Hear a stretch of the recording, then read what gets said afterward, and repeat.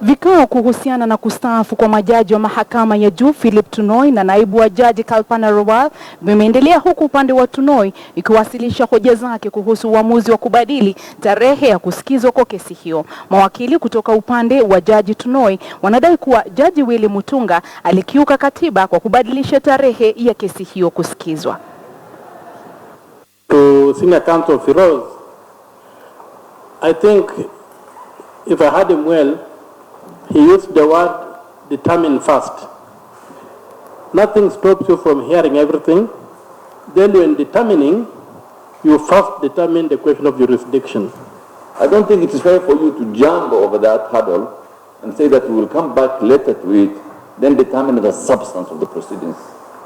So that I think we have to have a ruling on that. If you decide either way, then either the proceedings comes to an end or we go to the next process.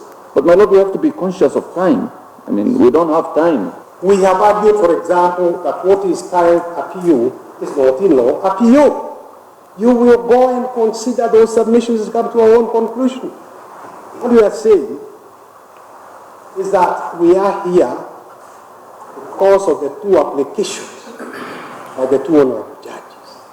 It is their applications for conservatory orders, pending the filing and the hearing of the appeal.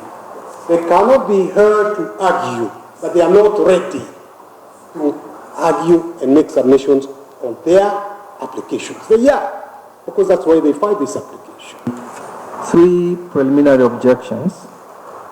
That's 2 in 11/2016 and 1 in 12/2016 be disposed of first and the rulings be delivered. The disposal of these preliminary objections will indicate the latter course to be taken by the court in the matters now resting before us. Now, rulings on preliminary objections will be delivered on June 14th, that's Tuesday, at 2:30 p.m.